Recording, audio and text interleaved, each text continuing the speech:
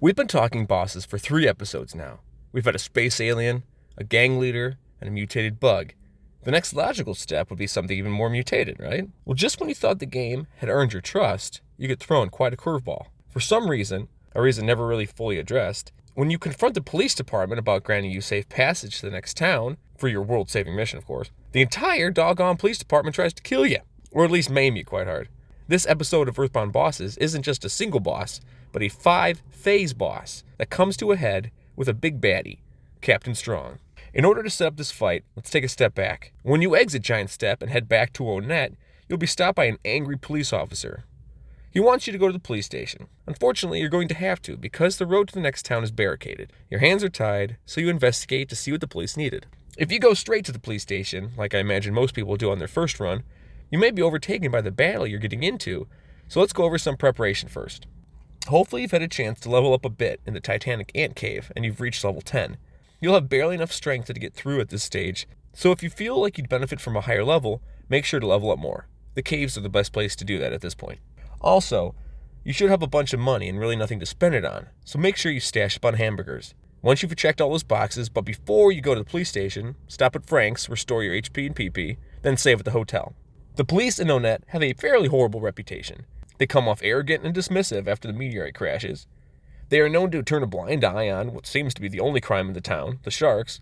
And though it seems to be the only police force, minus the rogue ones in Forsyth, Summers, and Tucson in the entire game, they really do tend to stay hidden away in the station, doing who knows what. Other than these two fools keeping the civilians out of Tucson while watching the sharks do their thing.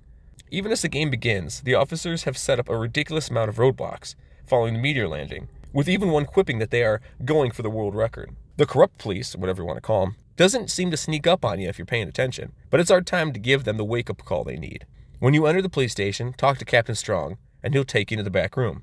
At first, it seems as though he's going to give you another key, like the mayor did. Whatever it may be, it seems like an innocent thing for a chief to do. But it's there, you'll be attacked by 4 cops, and the captain himself. I'd like to picture this fight, like I mentioned before, as a 5-phase boss, rather than just a build-up to a single boss.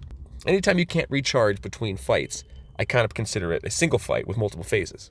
Though the first 4 cops aren't that challenging, you still want to reserve all your psychic points for Captain Strong. During battle, cops can attack using Crushing Chop, which is a special ability recognized by all cops, as well as Captain Strong, and other rogue policemen that appear in the world. This attack may deal moderate or high damage. Heal with a hamburger if you need to. The best part of each cop fight, in my opinion, is a little smack talk they bring. Like there has to be something said on top of a grown man physically fighting a 13-year-old boy. Either way, they seem to put their efforts into intimidation and not skill. Pretty easy to knock over. The last guy takes off without fighting. He says he's going to call his boss, but then immediately leaves. I'll assume he's going to go tell his wife or something. Finally, the captain will attack. Captain Strong is a stern and powerful commander of the Onett police force, and he can be very tough but fair at times. During the battle, Strong's loss of temper increases his offense by 1. He can also use grapple, come out swinging, and execute submission holds, which can deal moderate to high damage as well. Strong can defend, cutting Ness's attack by 50%. Despite claiming to use super ultra mambo tango foxtrot martial arts, his most powerful attack is to grapple Ness and use a submission hold. Captain Strong can pack a punch, so be ready to heal whenever you need to. He only has 140 hit points, but no psychic points to speak of. And on a side note, I like how the creators don't just give everyone psychic abilities. His submission hold can do a whopping 50 damage, so keep your HP as high as possible throughout the battle. Use PSI Special on him to deal a good amount of damage and bash him for the rest of the battle. You may be able to defeat him with 2 PSI attacks. Heal with a hamburger if you need to. Once defeated, Captain Strong will radio to have the road to Tucson open, ordering the cops to let you through the barricade. Heal up with Frank again, and save before moving on. And there you have it, Onett in a nutshell. 4 bosses down, 23 to go? Is that right? I don't remember which one I'm counting. We'll figure it out. So what do you think about the police force? Do you think this is the hardest battle in Onett? If not, which one?